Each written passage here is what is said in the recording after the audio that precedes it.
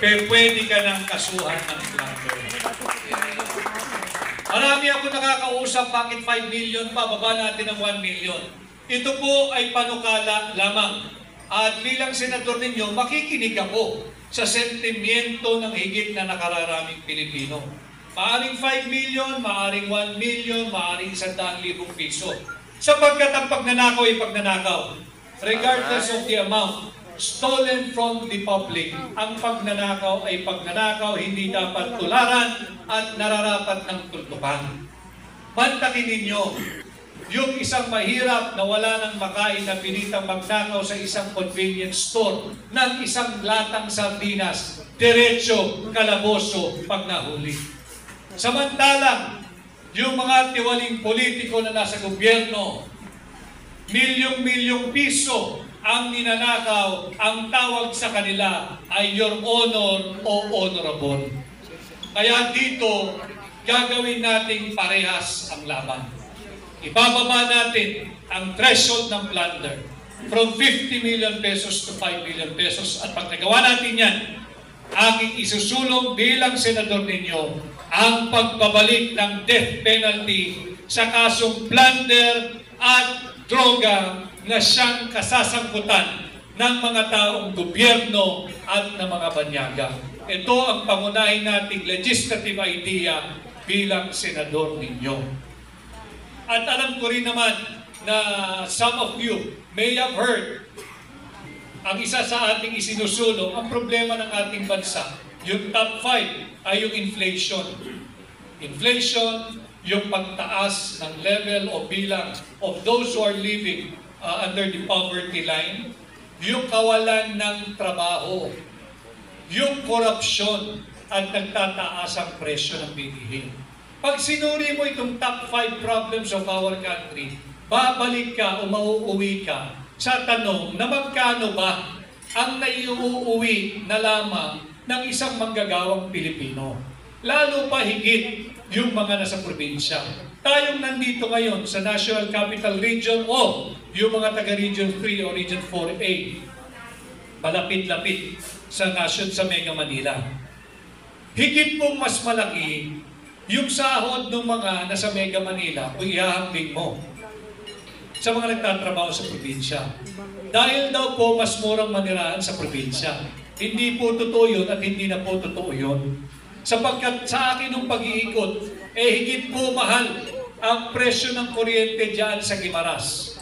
Higit pong mahal ang presyo ng kuryente sa ilang bahagi ng Iloilo. At higit pong mahal ang presyo ng ibang bahagi dyan sa Mindanao. Kung ihahambing mo sa Mega Manila, kung ang ating comparison ay yung per kilowatt hour. At nababanggit din natin, kayo po'y nananghali lamang. Pareho lamang po ang presyo ng isang pirasong manok na may isang pirasong kanin, na may isang pirasong gravy sa sikat na fast food chain sa Mega Manila at sa probinsya. Bakit mas mura ang sinasahod?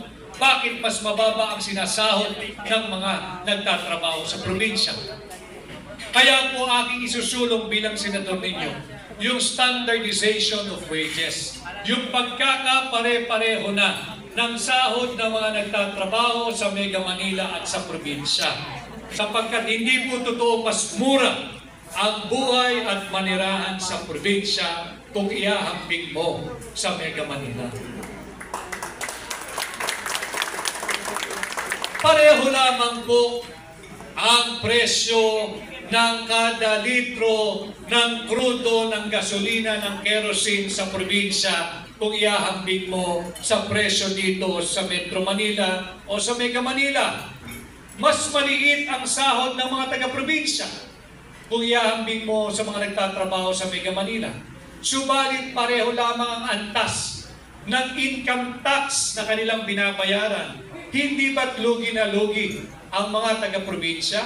Pareho lamang ang rate of inflation na dinaranas ng mga nasa Mega Manila at ng mga nagtatrabaho sa probinsya. Subalit, ang kabalintunaan, mas higit mababa ang sinasahod ng ating mga manggagawa sa probinsya.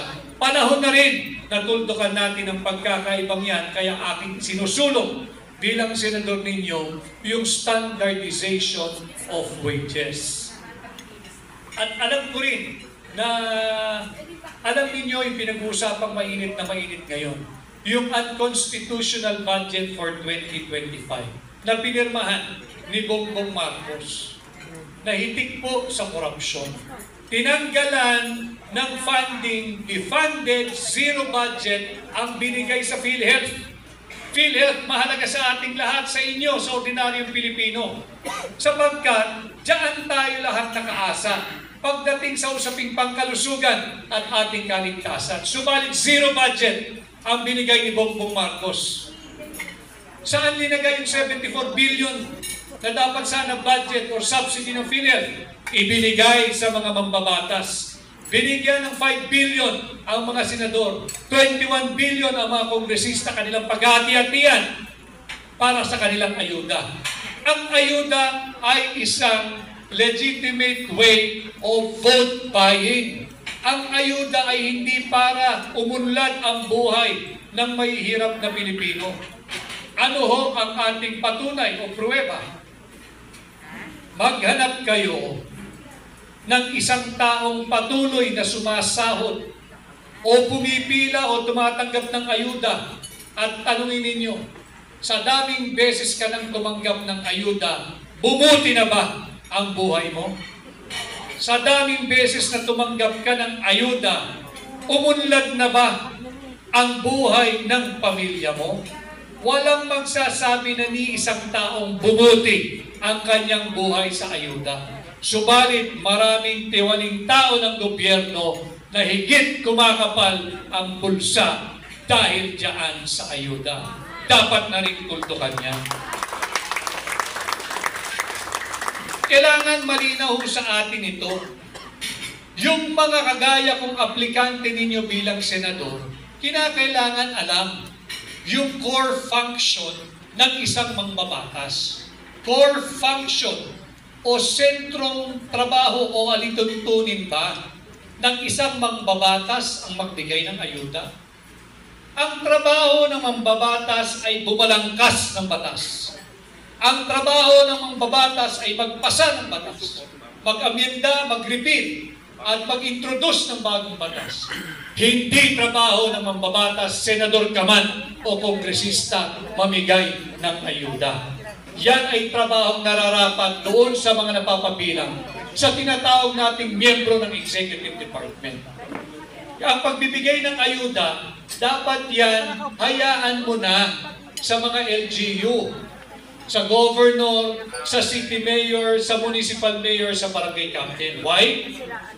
Sapagkat yung LGU, yan ang may totoong listahan kung sino ang nangangailangan ng tulong o ayuda mula sa pamahalaan. Meron silang ginagawang periodic census, di po ba? Meron mga social services department, ang barangay, ang munisipyo, ang syudad, ang probinsya. Trabaho ng LGU yung pagbibigay ng ayuda. Merong totoong listahan ang LGU kung sino lang ang nararapat bigyan ng ayuda. At nalalaman ng LGU kung hanggang kailan o hanggang saan lang dapat magpatuloy pagbibigay ng ayuda. Hindi ng mga magbabatas. Busy yung ating mga kongresista, kabibigay ng ayuda, kabibili ng boto, ano nangyari? Nagpasa sila ng isang unconstitutional budget for 2025. Yan ang nagiging dahilan, yan ang nagiging resulta pag busy, namumulitika at nakikialam sa trabaho ng Executive Department ang ating mga mambabatas. At higit pa riyan, tatandaan ho ninyo, yung ayuda, dalawa lamang ang pinagkukuhaan ng pondo niyan. Yung buwis na binabayad ng mga manggagawa, ng mga negosyante, at ng mga iba pang kumikita, at yan ay hindi sapat. Hindi sapat yung buwis na yan, yung revenue collection ng gobyerno. Kukuha po yan sa tinatawag nating utang. Whether foreign funded or domestically funded, mangungutang ang gobyerno. Kasi lagi namang shortfall ang gobyerno eh. Bakit? Dahil sa korupsyon. Kaya nga natin pinangungunahan yung war on corruption eh. Mangungutang ang gobyerno. Bakit kinakailangan pakialaman ng national government yung ayuda? Hindi core function ng national government ang pagbibigay ng ayuda. Dapat yan ibigay mo na sa LGU.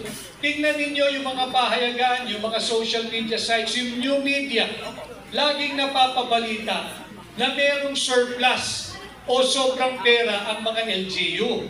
Mas mayaman ang LGU kaysa national government. Bakit pa pinakikilaman pa yung ayuda ng national government? Bakit pa ayaw bitawan ni Bongbong Marcos? Bakit pa ayaw bitawan ni Martin Romualdez? Dapat yan ibigay mo na sa LGU. Dahil ang LGU, sobra-sobra ang pera. Meron silang excess fund para ipagpatuloy ang ayuda. At alam ng LGU kung dapat bang magpatuloy ang ayuda o dapat itigil na. Imbis na ayudang atupagin ng national government, dapat pinondohan nila yung Department of Education. Sapagkat kulilat na ang estudyanteng Pilipino pagdating sa sukatan, sa kaalaman at nalalaman. Maging ito ay tungkol sa siyensa or science, math, English or technology. Iwan na yung mga kabataang Pilipino. Tinapyasan pa ni Bongbong Marcos ng 12 billion yung budget ng DepEd ngayong 2025. Hindi pa nakontento dyan. Kinuha pa yung 74 billion pesos ng PhilHealth. Hindi pa ba sila kontento doon sa 60 billion pesos ng PhilHealth na kinuha nila noong nakaraang taon? Itong 74 billion pesos para sa PhilHealth, ngayong 2025, kinuha na naman nila. At higit pa riyan, na inathala ng isang maisog na kolumnista ng Daily Tribune. Kung kayo'y nalalakihan na sa 60 billion kinuha nila sa PhilHealth, kung kayo mga kababayan ay nalakihan na sa 25 billion pesos na kinuha nila sa DBP, kung kayo'y nalalakihan na sa 50 billion pesos na kinuha nila sa Land Bank, small time yan. Doon sa 117 billion pesos na kinuha nila mula sa PDIC o yung Philippine Deposit Insurance Corporation. Saan dinadala ng gobyerno ni Marcos ang pera nating mga Pilipino? May nakikita o nararamdaman ba kayo na proyekto ng administrasyong ito na magpapaunlad sa bawat Pilipino? Nasaan ang trilyon-trilyong pisong pera nating mga Pilipino? At bukod pa riyan, huwag nating kalilimutan, ipinagmalaki, ibinida nila. 500 billion pesos na ang kanilang inuubos sa flood control fund sa loob lamang ng 2 taon ng kanyang administrasyon.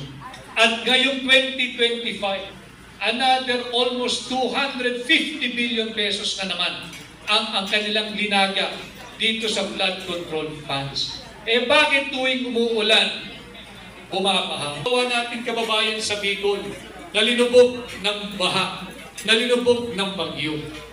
Huwag natin kalilimutan yung inosenteng 200 Pilipinong namatay dahil nalunod sa baha. Buhay pa ho ang higit dapat sa nakararami doon kung hindi ninakaw ng Marcos administration ang pera para sa flood control programs. Huwag natin sila pabayaan na hindi managot sa kasalanan ito. Tagos sa buto ang kanilang pagkukulang sa sambayan ng Pilipino. Kaya lagi kong sinasabi, patuloy kayong mag-ingay sa inyong mga iba't ibang pamamaraan, sa inyong community, sa inyong association, kung meron kayong social media page or platform, mag-ingay kayo, karapatan nyo yun. Iparating natin sa higit na nakararami nating kababayan na tayo nagkakaisa na higit na talamak ang korupsyon sa ilalim ng Marcos administration at dapat na itong tuldukan. Yung utang natin ay 17 trillion pesos na. Wala pang 3 taon si Bongbong, 17 trillion pesos na ang utang natin mga Pilipino. Tayo dito sa bulwagang ito, meron tayong pagkakautang ng hindi bababa sa 140,000 pesos each. Sapagkat babayaran natin lahat yan. yung 17 trillion pesos na yan. At ngayong taong kasalukuyan, 2025, mangungutang na naman. Somewhere between 1 trillion to 2 trillion pesos ang Marcos administration. Lubog na tayo sa utang. Pero hindi natin maramdaman kung nasaan ang pera nating mga Pilipino. Atin silang singilin, atin silang panagutin, dahil pera nyo yan. Kaya nga ang ang imbitasyon sa inyo, samahan ninyo ko dito sa war on corruption. At pag tayo nagkaisa, posible ang pagbabago ngayong 2025 pag kayo ay naghatid ng isang katulad ko na bago sa Senado. Bagamat wala tayong political party, meron tayong hakbang ng maiisog. Kasama ko ang maiisog at may mga prinsipyong Pilipinong katulad ninyo na higit marami kesa sa mga tiwali at korap na taong gobyerno at politiko. Magkaisa tayo, ilaban natin ito. Ang labang ito ay laban ninyo at ating isulong yung ating war on corruption, ibalik natin ang death penalty, ibaba natin yung threshold ng plunder, wasakin natin at ibasura. Yung resolution number 10, huwag nating kalilimutan. Yung liquidation by mere certification, kahit na sabihin nila na paulit-ulit yung ating sinasabi, tama. Dahil paulit-ulit nyo rin ginagahasa ang kaban nating mga Pilipino. At marami ang nagsasabi tuwing nagsasalita si Atty. Vic Rodriguez, seryoso ang topic, seryoso ang usapin.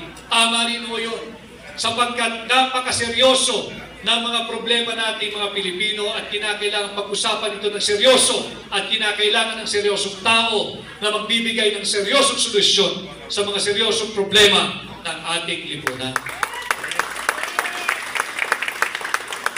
Kaya malaking bagay para sa akin ito ginagawa nating pagtitipon-tipon. 4 na araw pa lamang dito sa bagong taon, bago pa yung ating batang-bata pang 2025, subalit kinakailangan na tayong kumilos. At nabanggit din kanina yung naging opisyal na posisyon o pahayag ng hakbang ng maisog dito sa nalalapit na January 13. Alam mo ninyo, at the end of the day, regardless of who is taking the lead, regardless of the religious denomination, at the end of the day, lahat po tayo kasi rito ay biktima. Biktima tayo ng pagmamalabis ng Marcos administration. Hindi na po pinag-usapan kung sino dito ang miyembro ng Iglesia ni Cristo. Hindi na po pinag-usapan dito kung sino ang protestante, kung sino ang katoliko. Ang nakataya po dito, ang nakataya po sa midterm election ay ang kinabukasan ng bawat Pilipino. Kaya dapat na magsama-sama tayo, magkaisa tayo. Ipabot natin, hindi lamang sa gobyerno ni Bongbong Marcos, kundi sa buong mundo, na talamak, laganap, at malalang-malala na ang korupsyon dito sa Pilipinas dahil sa administrasyon ni Bongbong Marcos. Kundi ho, kawawa ang mga darating pangsalin lahi. Kawawa ang mga kabataan.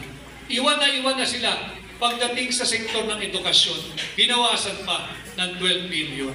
Kawawa yung mga senior citizens. Kawawa yung mga persons with disability or yung PWDs. Kawawa yung mahihirap. Kawawa yung manggagawa. Zero budget yung binigay sa PhilHealth. Dahil daw po may sobrang pera.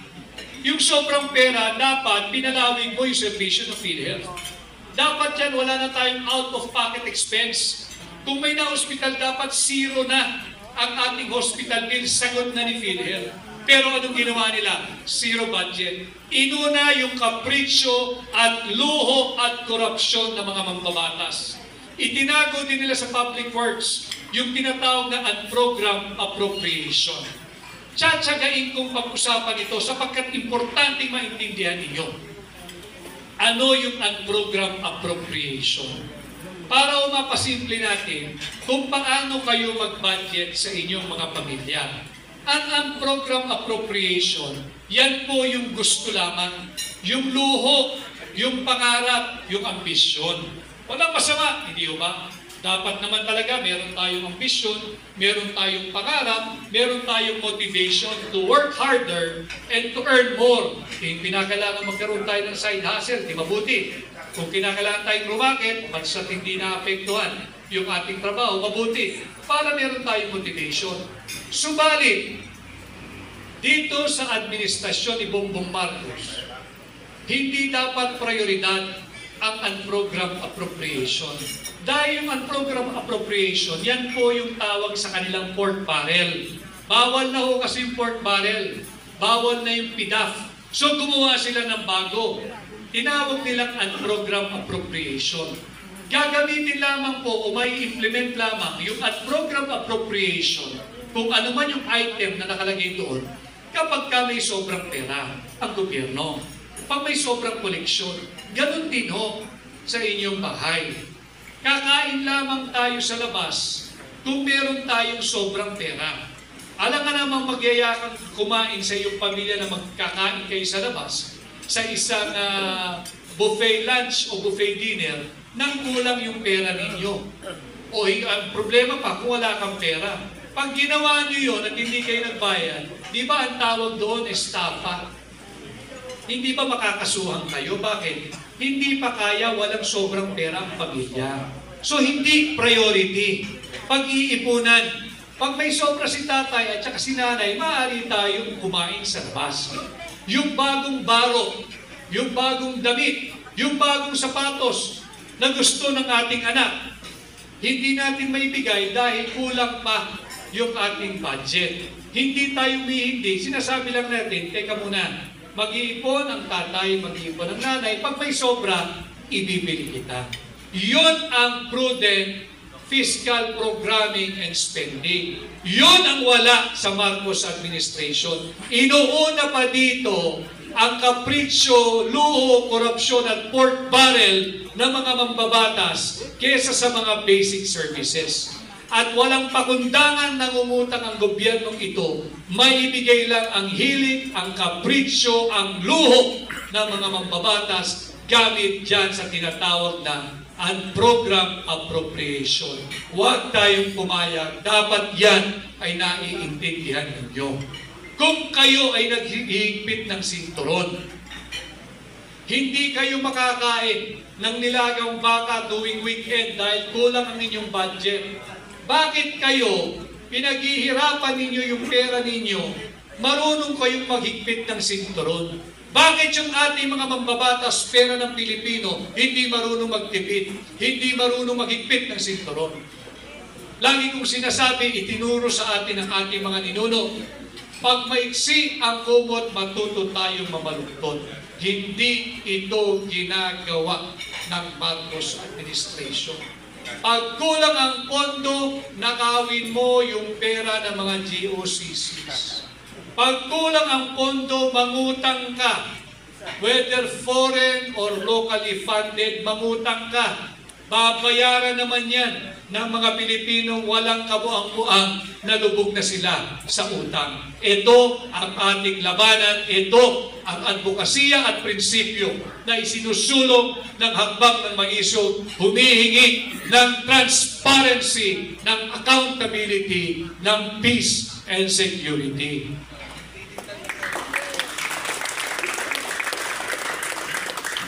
Nabanggit din po kanina, mahalaga na pag-usapan din natin, mas magandang pag-usapan itong mga isyong